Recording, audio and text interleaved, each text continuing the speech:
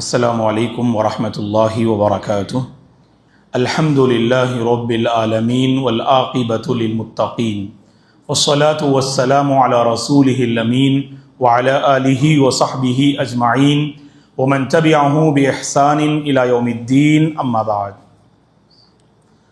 فاعوذ باللہ من الشیطان الرجیم ومن الناس من یشری نفسہ ابتغاء مرضات اللہ اللہ رؤوف بالعباد۔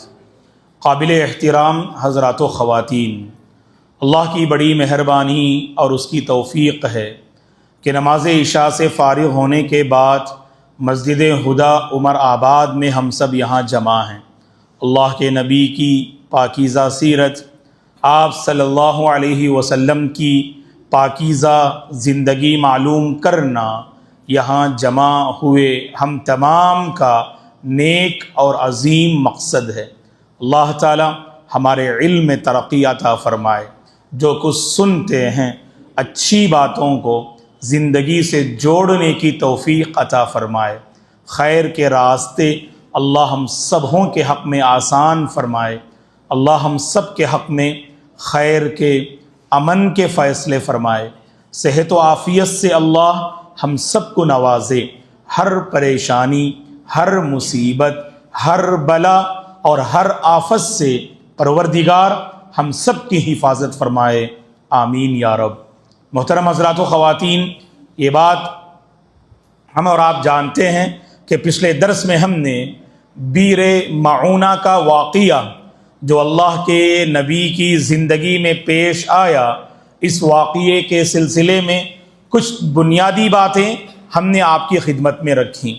رجیع کا واقعہ پیش آیا جس میں ایک سیکریٹ مشن پر اللہ کے نبی نے چند صحابہ کو بھیجا تھا تاکہ مکے کے آس پاس کے قبیلے والوں کی خبر معلوم کر کے آئیں۔ اسلام اور مسلمانوں کے سلسلے میں مکے کے آس پاس کے قبیلے والے کیا سوچ رکھتے ہیں، ان کے ایکٹیویٹیز کیا ہیں، یہ معلوم کرنے کے لیے اللہ کے نبی نے چند صحابہ کو مقرر فرمایا۔ دشمنان اسلام کو اس کی خبر ملی تو انہوں نے بری طرح سے صحابہ کرام کو شہید کیا۔ اس کے بعد ایک اور واقعہ پیش آتا ہے جسے علماء نے بئر معونہ کا نام دیا ہے۔ بئر کے معنی عربی زبان میں کنویں کے آتے ہیں، اور معونہ ایک مقام کا نام ہے۔ معونہ ایک مقام کا نام ہے جو مکے کے قریب ایک پتھریلی وادی کے درمیان ایک کنواں موجود تھا۔ وہ کنواں عرب دنیا میں بہت مشہور اور معروف تھا۔ اس کنویں کو معونہ کہا جاتا ہے۔ بعض کنویں کے نام ہم سیرت میں پڑھتے ہیں، تو اس طرح سے یہ کنواں بھی تاریخی ناحیے سے بہت مشہور ہے، کیونکہ اسی کنواں کے پاس یہ بڑا حادثہ رونما ہوتا ہے۔ اسی کنویں کے پاس مشرکین کی غداری ظاہر ہوتی ہے، اور اسی کنویں کے پاس اللہ کے نبی پر ایمان لانے والے 70 پاک باز قرہ صحابہ اس مقام پر شہید کیے جاتے ہیں۔ اسی لیے لوگوں نے اس کنواں کو اور اس کی تاریخ کو یاد رکھا، اور کنویں کا نام ہے معونہ، میم عین واو نون تا، معونہ۔ اور عربی زبان میں کنواں بئر کہتے ہیں، تو بئر معونہ کا مطلب معونہ نامی کنویں کے پاس یہ واقعہ رونما ہوا، اسی لیے اسے بئر معونہ کہا جاتا ہے۔ اور ہم نے اس کے 2 ریزن بتائے تھے۔ پہلا ریزن کیا تھا؟ اللہ کے نبی نے کیوں منتخب سلیکٹڈ 70 صحابہ کو جو قرآن مجید پڑھنے میں بڑے ماہر تھے، اور ان صحابہ کے بارے میں امام مسلم رحمۃ اللہ علیہ نے اپنی صحیح میں ذکر کیا ہے کہ دن بھر لکڑیاں جمع کرتے اور انہیں فروخت کرتے، اور ان سے جو پیسے آتے وہ اصحاب صفہ پر خرچ کیا کرتے تھے۔ صفہ جو اللہ کے نبی نے قائم کیا تھا مسجد نبوی میں، جو مدرسہ آپ نے قائم فرمایا تھا، مسجد نبوی سے لگ کر جو چبوتری تھی، اس چبوتری پر آپ نے اس مدرسے کو قائم فرمایا تھا۔ وہاں پر پڑھنے والے طلبہ اصحاب صفہ سے معروف اور مشہور ہیں، تو ان پر یہ قرہ صحابہ خرچ کرتے تھے، اور رات میں قیام کرتے تھے، تہجد کی پابندی کرتے تھے، اور دن میں لکڑیاں جمع کر کے انہیں بیچ کر اس کی آمدنی کو اہل صفہ پر، اصحاب صفہ پر خرچ کرتے تھے۔ تو بہرحال یہ عظیم صحابہ تھے، اللہ کے نبی نے کیوں بھیجا؟ اس کے دو اسباب ہیں۔ پہلا سبب، بعض لوگ آپ کی خدمت میں آئے، انہوں نے اسلام قبول کیا اور کہا کہ اللہ کے نبی آپ ہمارے ساتھ اپنے ساتھیوں کو بھیجیے گا تاکہ اپنے قبیلے میں ہم ان کو لے جائیں، وہاں دعوت کا کام کر سکیں، دین کو سمجھانے کا کام کر سکیں، اللہ کی طرف بلانے کا کام کر سکیں۔ تو گویا کہ تعلیم و دعوت کی غرض سے ان لوگوں نے اللہ کے نبی سے مطالبہ کیا چند صحابہ کو بھیجیے۔ ایک اور روایت ہے صحیح مسلم کی جس سے اس کا اندازہ ہوتا ہے کہ بعض احباب جیسا کہ بعض قبیلے والے آپ کی خدمت میں حاضر ہوئے اور انہوں نے آپ سے کہا کہ دشمن کے خلاف آپ ہمیں ایک ٹیم دیجئے گا تاکہ اس جماعت کو ہم رکھیں، اگر دشمن ہم پر حملہ کرنا چاہیں یا دشمن ہمیں مٹانا چاہیں، آپ کے ساتھی ہمارا جو ہے تعاون کریں، آپ کے ساتھی ہماری مدد کریں۔ یا تو آپ نے تعاون کی غرض سے بھیجا یا تعلیم کی غرض سے بھیجا، الغرض آپ نے 70 سلیکٹڈ صحابہ کو ان احباب کے حوالے کیا اور یہ لے جاتے ہیں۔ اور جب بنو عامر کے قبیلے کے پاس پہنچتے ہیں، جو معونہ کے کنویں کے پاس یہ قبیلہ آباد تھا، وہاں واقعہ یہ ہوتا ہے، بنو عامر جو عامر بن طفیل اللہ کا دشمن، یہ قبیلہ وہاں آباد تھا۔ تو بنو عامر کے قبیلے والوں سے ان لوگوں کو کیوں مدینہ سے لایا گیا، یہ ریزن بتانے کے لیے اللہ کے نبی صلی اللہ علیہ وسلم ان 70 صحابہ میں سے ایک صحابی کے پاس آپ نے خط دیا تھا، اور اللہ کے نبی کی طرف سے وہ خط تھا، وہاں مختلف قبیلے والوں کے نام۔ ہم انہیں دین سکھانے کے لیے بھیج رہے ہیں، کوئی اور مقصد نہیں، کوئی اور ہمارا جو ہے ٹارگٹ نہیں، تم پر حملہ کرنے، تم سے آگے بڑھ کر مقابلہ کرنے، تمہیں مٹانا، یہ ہمارا مقصد نہیں۔ ہم نے ان لوگوں کو بھیجا ہے صرف دین سکھانے کے لیے، اگر کوئی حملہ کرے تو بس بچاؤ کے لیے ہم نے بھیجا ہے۔ اس خط میں کچھ باتیں تھیں، اور ہوا کیا، جیسے دشمن کے قبیلے میں لوگ پہنچتے ہیں تو وہاں پر حرام بن ملحان رضی اللہ عنہ، جو ام سلیم کے بڑے عظیم بھائی تھے، اور ام سلیم تو آپ جانتے ہیں کون ہے۔ ام سلیم بتا سکتے ہیں بچوں میں سے یا خواتین میں سے بھی؟ ام سلیم کون ہے؟ جلد، بہت پہلے بتایا ہم نے، ابھی نے قریب میں نے، بہت پہلے، بڑی عظیم خاتون ہیں آپ، اور ہر خاتون کو چاہیے ام سلیم کی سیرت پڑھیں، بڑی عظیم سیرت ہے ام سلیم رضی اللہ عنہا کی۔ خیر، ابھی چھٹی آئی نہیں، شاید کچھ لکھ رہے ہیں، جو پہلی چھٹی آئے گی انشاءاللہ وہ انعام کے مستحق۔ لائیے بیٹے، ام سلیم رضی اللہ عنہا۔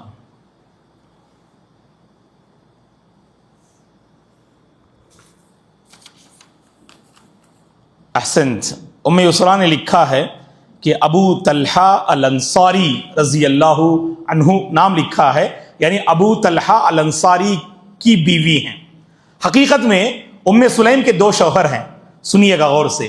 ام سلیم یہ انس بن مالک کی والدہ ہیں۔ یہ انس رضی اللہ عنہ بہت مشہور صحابی ہے کہ نہیں؟ اللہ کے نبی کی 10 سال آپ نے خدمت کی، جب پیدا ہوئے نا اور جب ہوش سنبھالا نا، اللہ کے نبی کے حوالے کر دیا، اللہ کے نبی کے ساتھ 10 سال رہے آپ، اور ماں ام سلیم نے اللہ کے نبی کے حوالے کر دیا اپنے بیٹے کو، اور بڑی عظیم اور نیک پاک باز خاتون تھی ام سلیم۔ اور ام سلیم کے پہلے شوہر تھے مالک ابن النضر، اور جب ان کی وفات ہوتی ہے مالک ابن النضر کے بعد، جب آپ عدت مکمل کرتی ہیں، ابو طلحہ الانصاری جو ابھی کافر ہوتے ہیں، یہ غور سے سنیے واقعہ، ابو طلحہ نے ام سلیم کی خدمت میں نکاح کا پیغام بھیجا، ہم آپ سے نکاح کرنا چاہتے ہیں، کیونکہ ام سلیم کی نیک نامی اور آپ کی دیانت داری، پرہیزگاری عفت و پاک دامنی عرب قوم میں بہت معروف تھی اور بڑی سمجھدار خاتون تھی ام سلیم. اور جیسے ہی شوہر کا انتقال ہوا ابو طلحہ الانصاری نے نکاح کا پیغام بھیجا. کیا کہا جانتے ہیں؟ ابو طلحہ ابھی کافر تھے، حالت کفر میں تھے، اور ام سلیم مسلمان تھیں، لیکن بھیجا کفر کا نکاح کا پیغام بھیجا. تو ام سلیم رضی اللہ عنہا نے کہا سونے کے الحروف سے لکھے جانے کے قابل ہے دوستو. یہ کہا ام سلیم رضی اللہ عنہا نے یا ابا طلحہ ما مثلک یرد ولکنک امرؤ کافر وانا مسلمہ. کہا ام سلیم رضی اللہ عنہا نے اے ابو طلحہ آپ جیسے انسان کو ریجیکٹ نہیں کیا جاتا، آپ جیسے انسان کو انکار نہیں کیا جاتا، لیکن ایک بات ہے کہ آپ کافر ہیں اور میں مسلمان ہوں اور میں آپ کے لیے حلال نہیں. اسلام اور کفر کا معاملہ ہے، لیکن آپ بڑے اچھے انسان ہیں، آپ کو ریجیکٹ نہیں کیا جا سکتا ہے، آپ کو لوٹایا نہیں جا سکتا ہے. ہاں ایک بات ہے، اگر آپ نے اسلام قبول کیا تو آپ کا اسلام قبول کرنا وہی میرے لیے مہر ہے. اللہ اکبر. آپ نے کیا کہا؟ ام سلیم رضی اللہ عنہا نے اے ابو طلحہ اگر آپ نے اسلام قبول کیا آپ کا اسلام قبول کرنا میرے لیے مہر ہے، آپ کو کوئی اور مہر دینے کی ضرورت نہیں، بس آپ اسلام قبول کر لیجئے گا. کیا دعوتی ذہن، کیا دعوتی سوچ تھی دوستو، کیا دینداری تھی، کیا للہیت تھی، کیا پرہیزگاری تھی ان صحابیات رضی اللہ عنہن میں.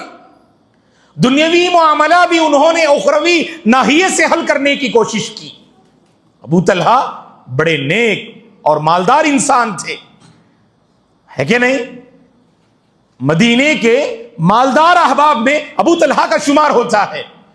انہوں نے ان کے مال اور دولت پہ نظر نہیں ڈالی، ان کے ایمان، ان کے دل کو بدلنا چاہا اور ان کے دل کو ایمان سے آباد کرنا چاہا. یہ ام سلیم کا بڑا عظیم کردار ہے. اور ام سلیم بھی وہ نیک خاتون تھی. ابو طلحہ کے دل میں وہ بات گھر کر گئی، ابو طلحہ کے دل میں وہ بات اثر کر گئی، اور ام سلیم کی بات کو ابو طلحہ قبول کرتے ہیں اور اپنی بت پرستی سے توبہ کرتے ہیں اور توحید پرست بن جاتے ہیں، اسلام میں داخل ہوتے ہیں صرف ام سلیم کی ایک دعوت پر. اور اس کے بعد ابو طلحہ ام سلیم سے نکاح کرتے ہیں اور ان سے 2 بیٹے ہوتے ہیں. اور انس بن مالک یہ ام سلیم کے پہلے شوہر کے بیٹے ہیں. انس بن مالک جو شوہر کا نام مالک ابن النضر تھا. ٹھیک ہے، چلیے آگے بڑھتے ہیں. تو انہی ام سلیم کے بھائی حرام بن ملحان رضی اللہ عنہ، بنو عامر کے قبیلے میں 70 صحابہ ہیں اور وہاں آس پاس کے قبیلے والے بھی موجود ہیں. بنو عامر نے روک لیا اور سردار اور ان کا کمانڈر تھا عامر بن طفیل. تو کہا، اشارہ کیا کہ آپ جائیں. حرام رضی اللہ عنہ سے کہا، جو لے کر آئے تھے مدینے سے ان صحابہ کو، انہوں نے کہا کہ آپ جائیں اور خط عامر بن طفیل کے حوالے کر دیں، اور جب خط کو وہ پڑھیں گے تو تمہارے ساتھ کوئی برا سلوک نہیں کریں گے. ہوا کیا؟ جب حرام بن ملحان وہ خط لے کر پہنچے، ابھی اس بندے نے، اللہ کے اس دشمن نے خط کو پڑھا نہیں.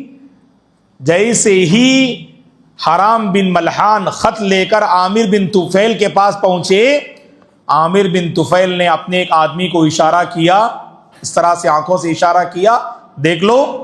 فوری طور پر نیزہ لے کر آیا اور اس بندے نے حضرت حرام بن ملحان رضی اللہ عنہ کی پیٹھ پر وار کیا نیزے سے، اور وہ نیزہ جو ہے آپ کے سینے کے پار ہو گیا اور خون کا فوارہ نکلنے لگا. اور ادھر حرام بن ملحان رضی اللہ عنہ اپنے ہاتھ سے خون کو لے کر چہرہ اور سر پہ ملنے لگے آپ، اور کہا کہ رب کعبہ کی قسم، آج میں کامیاب ہو گیا، آج میں کامیاب ہو گیا کہہ کر وہیں آپ کی روح پرواز کر گئی۔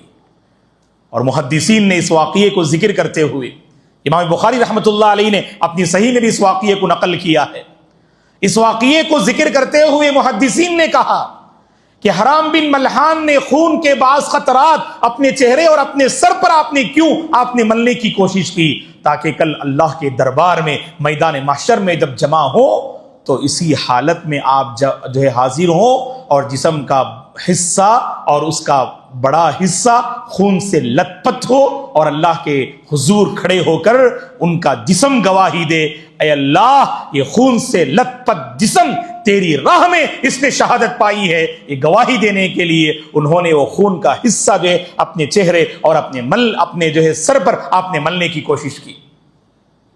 حرام بن ملحان رضی اللہ عنہ شہید ہو جاتے ہیں۔ کتنے آئے تھے؟ 70، 60 پر 9 باقی ہیں۔ یہاں بڑا گھناؤنی واقعہ پیش آتا ہے دوستو، وہ کیا ہے؟ فوری طور پر عامر بن طفیل نے بنو عامر اپنے قبیلے والوں کو اس نے اشارہ کیا جس کے افراد انہیں لے کر آئے تھے، کہا کہ سب کو ختم کر دو۔ بنو عامر کی ہمت نہ ہو پائی، اور ہمت نہ ہونے کی وجہ کیا ہے کہ وہاں ایک بندہ تھا جو اللہ کے نبی کے پاس اسلام قبول نہ کیا۔ اللہ کے نبی نے نیزوں سے کھیلنے والا وہ بندہ جنہیں اہل علم نے ملاعب الاسنہ کہا، اور ان کا نام میں آخر میں پوچھوں گا، ملاعب الاسنہ جو نیزوں سے کھیلنے والا بندہ تھا، چونکہ اس نے اللہ کے نبی سے وعدہ کیا تھا کہ میں ان کے ساتھ کسی طرح کا کوئی نقصان جو ہے ہونے نہیں دوں گا، اور اس کا ایک مقام تھا بنو عامر میں۔ اس نے کہا کہ نہیں، ایسی جرت نہیں کرنا، اور عربوں کے پاس وعدہ وفائی کی تھوڑی بہت قدر تھی۔ وہ ملاعب الاسنہ نے اشارہ کیا کہ کوئی آگے نہیں بڑھے گا، اور یہاں بہت بڑی غلطی چند قبیلے والوں سے ہوتی ہے۔ اور جب عامر بن طفیل نے دیکھا کہ بنو عامر کے لوگ آگے نہیں بڑھ رہے ہیں تو اس نے دیگر قبیلے والے، وہاں رعیل تھے، زکوان تھے، عیسیہ تھے، بنو لحیان تھے، جو آپ کی خدمت میں حاضر ہوئے تھے، انہوں نے آپ سے کہا تھا دین سکھانے کے لیے آپ بھیجیے، اور وہاں وہ قبیلے والے بھی موجود تھے۔ عامر بن طفیل نے ان سے پوچھا کیا تم لوگ آگے بڑھ سکتے ہو؟ کیا تم لوگ ان کا کام تمام کر سکتے ہو؟ سبوں نے حامی بھری اور کہا کہ اے عامر، ہم تیار ہیں ان کا خاتمہ کرنے کے لیے۔ یہ بے وفا نکلے، انہوں نے بڑی بدعہدی کی، اللہ کے نبی کے پاس حاضر ہو کر انہوں نے اللہ کے نبی سے آپ کے پاک باز ساتھیوں کو طلب کیا دین سیکھنے کی غرض سے، اور جب وہاں بنو عامر میں پہنچے، عامر بن طفیل کے اشارے سے خود بنو عامر نے قدم پیچھے ہٹایا تو یہ سارے قبیلے والوں نے کہا کہ ہم تیار ہیں انہیں مٹانے کے لیے۔ حقیقت میں یہ رعیل، یہ زکوان، یہ عیسیہ، یہ بنو لحیان، ان کے دلوں میں بڑی عداوت و دشمنی تھی اسلام کے خلاف۔ اور ہوا کیا دوستو؟ لڑائی شروع ہو گئی، اور یہ سارے قبیلے والے ایک ساتھ ان پہ ٹوٹ پڑے، ایک ایک صحابی شہید ہوتے گئے، شہادت کی راہ اختیار کرتے گئے۔ یہاں 3 صحابہ کے نام ذہن میں رکھیں۔ یہ 3 صحابہ، یہ بعد میں جو ہے ان کی وفات ہوتی ہے۔ 3 صحابہ بچ کر نکلنے کی کوشش کرتے ہیں۔ پہلے کعب بن زید،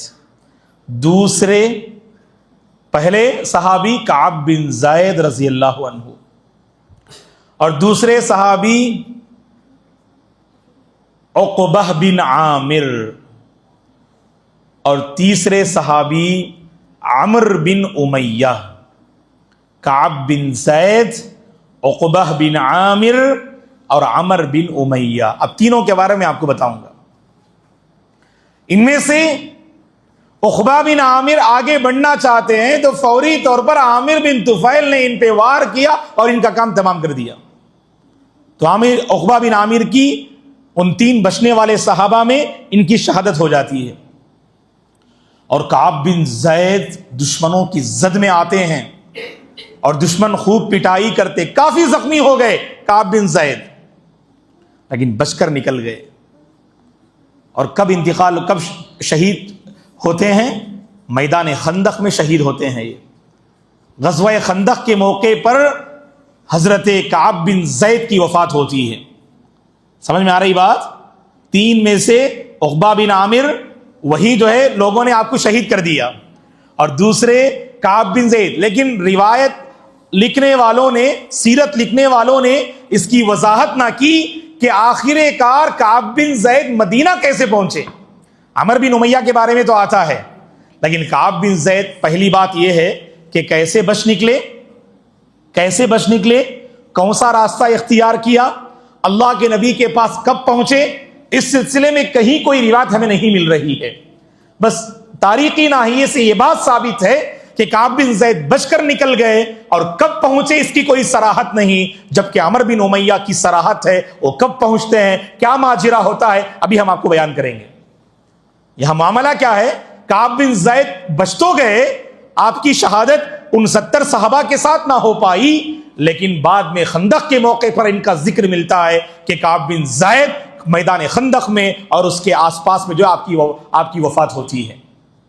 اب رہے ایک عمر بن امیہ۔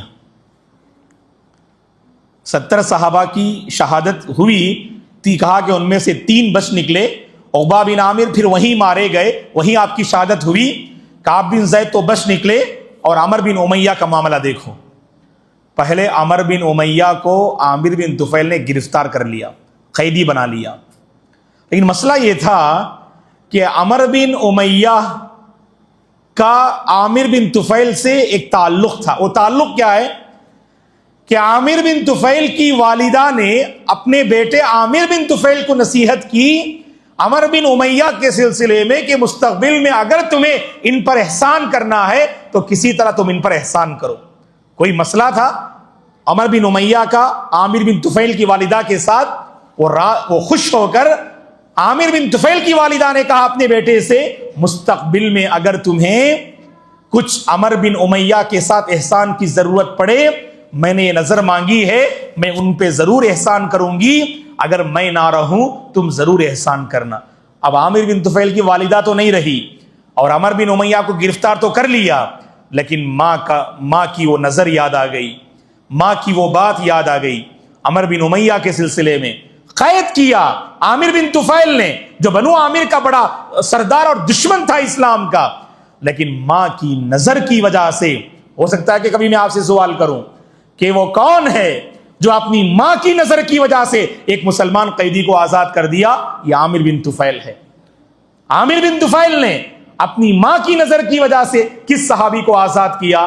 عمر بن امیہ کو آزاد کیا۔ عمر بن امیہ الزمری، ضاد میم را یا، عمر بن امیہ الزمری۔ سنیے تو کیا ہے معاملہ؟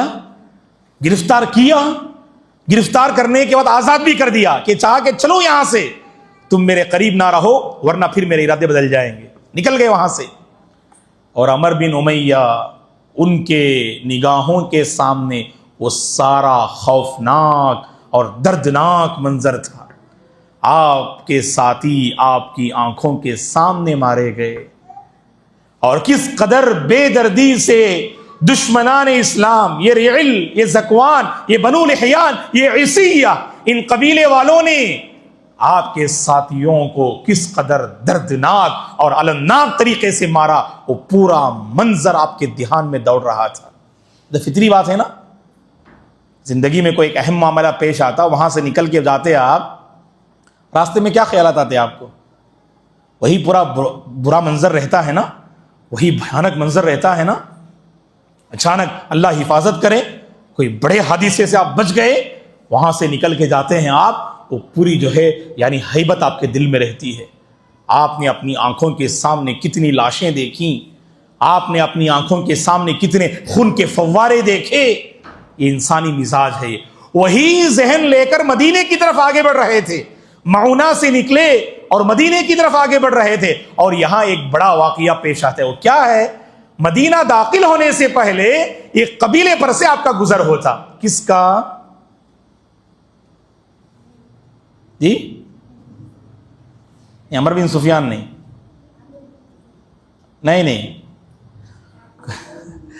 آپ لوگ نہیں سن رہے، آپ کا دماغ بھی یہاں نہیں ہے، آپ بھی کہیں میدان میں، کہیں جو ہے گھروں میں، کہیں جو ہے کھو رہے ہیں۔ ابھی کہا نا ایک صحابی بچ نکلے کر کے، کون صحابی ہیں جو بچ نکلے؟ جی بھول گئے؟ نہیں، کعب بن زید تو بچ گئے۔ اب یہ کون جا رہے ہیں جو قیدی تھے بعد میں آزاد کر دیے؟ احسن، عمر بن امیہ زمری رضی اللہ عنہ۔ بس ایک صحابی کے بارے میں آتا ہے، کعب بن زید بھی بچ گئے، لیکن وہ کیسے سفر کیے اللہ کے نبی کو انہوں نے خبر دینے کی کوئی روایت نہیں۔ سب سے پہلی خبر دینے والے یہی عمر بن امیہ ہیں۔ اللہ کے نبی کے پاس یہ المناک خبر پہنچانے والے آپ تھے۔ تو ہوا کیا واقعہ؟ وہی ذہن لے کر آگے بڑھ رہے تھے۔ اللہ اکبر۔ عمر بن امیہ مدینہ داخل ہونے سے پہلے ایک قبیلے میں داخل ہوئے، جو مدینے سے متصل ایک قبیلہ تھا، اس قبیلے کا نام تھا بنو کلاب۔ یہ سب نام یاد رکھیے گا۔ اس قبیلے کا نام تھا بنو کلاب۔ اور جیسی قبیلے پر سے گزرے، یہاں ایک بات ذہن میں رکھو، کن لوگوں نے بدعہدی کی؟ کون سے قبیلے والوں نے بدعہدی کی، بے وفائی کی؟ بنو عامر بن طفیل کا قبیلہ تھا۔ یہ ریعل، یہ زکوان، یہ عیسیہ، یہ بنو لحیان، یہ سب جو ہے عامر کے کہنے پر۔ تو بنو عامر کی بنو کلاب سے دوستی تھی۔ اب ظاہر بات ہے، انسان جس ذہن اور دماغ سے چل رہا ہے، سامنے دشمن کے دوست کو دیکھ رہا ہے، اسے اپنا دوست سمجھے گا دشمن سمجھے گا؟ دشمن ہی نہ سمجھے گا۔ تو یہاں ایک عمر بن امیہ سے بڑی بھول اور غلطی ہوتی ہے۔ وہ کیا ہے؟ جیسی بنو کلاب میں داخل ہوتے، دو آدمیوں کو دیکھتے راستے میں، دونوں کو پکڑ کے اتنی پٹائی کرتے، دونوں کا کام تمام کر دیتے۔ حالانکہ ان دونوں کا وہاں واقعی میں کوئی انوالومنٹ نہیں تھا، وہ دونوں وہاں حاضر ہی نہیں ہوئے، بس بنو عامر کی بنو کلاب سے دوستی تھی۔ وہ ذہن لے کر آگے بڑھ رہے تھے، بنو کلاب کے دو آدمیوں کو دیکھا، پکڑ کے اتنی پٹائی کی، دونوں کی موت ہو گئی وہیں پر۔ اور اللہ کے نبی، اب دیکھیں یہاں پر مسئلہ کیا ہوتا ہے۔ اللہ کے نبی کے پاس مسئلہ لے کر گئے تو اللہ کے نبی نے خبر تو سنی، بہت اللہ کے نبی کو دکھ ہوا، تکلیف پہنچی، بہت بڑا صدمہ اللہ کے نبی کو پہنچا۔ بڑی تعداد قرہ کی، بہترین انداز سے تلاوت کرنے والے صحابہ اس دنیا سے رخصت ہو گئے۔ لیکن ایک واقعہ اور زیادہ آپ کو درد پہنچانے والا، بنو کلاب کے دو آدمیوں کو آپ نے مار دیا۔ اور مسئلہ کیا تھا اصل؟ یہ غور سے سنیے۔ مسئلہ یہ تھا، اللہ کے نبی کی اس قبیلے والوں کے ساتھ ایک وعدہ وفائی تھی۔ وعدہ وفائی کیا ہے کہ اللہ کے نبی نے بنو کلاب سے یہ معاہدہ کیا تھا کہ ہم تم پر حملہ نہیں کریں گے اور تم ہم پر حملہ نہیں کرو گے۔ اگر باہر کا دشمن ہم پر حملہ کرے، ایک دوسرے کا ہم ساتھ دیں گے۔ معاہدہ تھا نا۔ اب جس کے ساتھ معاہدہ ہوتا ہے، اس کے بندے کو ہم ختم کر سکتے ہیں کیا؟ اس کی جان ہم لے سکتے ہیں کیا؟ یہاں پر عمر بن امیہ سے بڑی غلطی ہو گئی کہ جس قوم کے ساتھ اللہ کے نبی کا معاہدہ تھا، جس قوم کے ساتھ اللہ کے نبی کا معاہدہ تھا، اس قوم کے دو آدمیوں کو آپ نے قتل کر دیا۔ اب دیت تو دینا ہے۔ دیت سمجھتے آپ؟ کسے بولتے بیٹا دیت؟ اگر جان کسی کی لے لیں، اگر جان بوجھ کے لے لیں تو جان کے بدلے جان، اسے قصاص بولتے ہیں۔ اسے کیا بولتے ہیں؟ قصاص، جان کے بدلے جان۔ یہ کب؟ جب آپ کو معلوم ہے کہ اس سے ان کی جان چلی جائے گی اور ان کو نہیں مارنا چاہیے، پھر بھی آپ نے مارا۔ اب یہاں پر غلطی کیوں؟